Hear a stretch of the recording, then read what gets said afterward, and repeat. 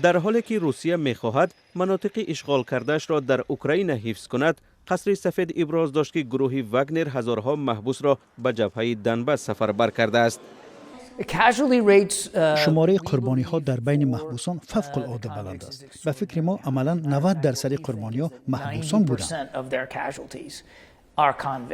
مسکو آمار خارجی را رد می کند، ولی واضح است که شماره محبوسان فوتیده در جنگ اوکراین خیلی بزرگ است.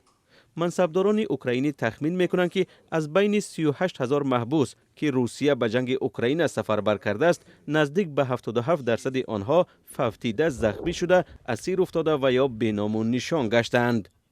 آنها را برای مردن میفرستند.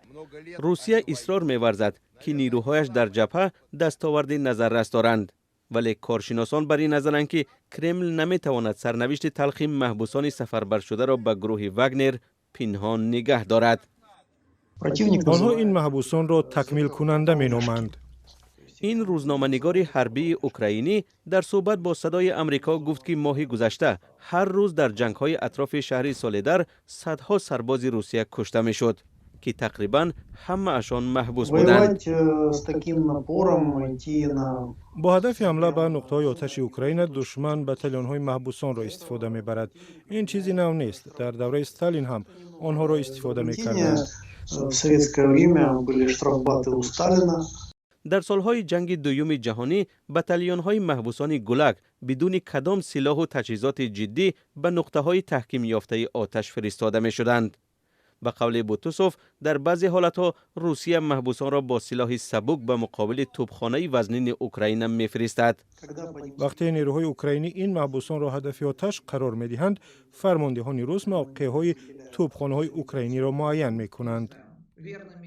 حامی حقوق محبوسان در روسیه اولگا رامانووا میگوید محبوسان عادتاً شرطنامه 6 ماهه بسته برای هر ماه جنگ برابر به $3,000 آمریکا میگیرند، ولی سبب امضای شرطنامه دیگر است.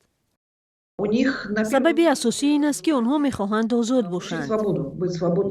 رامانووا می‌افزاید که تا کنون از ده‌ها هزار محبوس سفربر شده از طرف رهبر گروه واگنر یوگنی پریگوژین همگی 106 محبوس آزاد و به خانه‌هایشان برگشتند. در آخر سال گذشته خواهش خدمت در گروه واگنر در بین محبوسان کاهش یافت، زیرا اولا کشتارهای بدون محاکمه، ثانیاً وعده‌های اجرا نشده و سوم شماره بزرگ قربانی‌ها به این سبب شدند. در همین حال اولگا رامانووا باور دارد که کرمل استفاده محبوسان را در تطبیق نقشه‌های ژئوپلیتیکی‌اش دوام می‌دهد.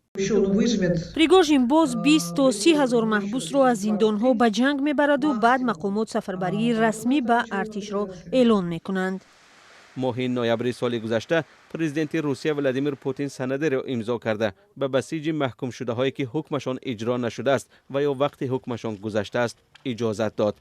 همین طور چارچوبی وسیع‌تر برای دعوت محبوسان بیشتر به جنگ بنیاد شد.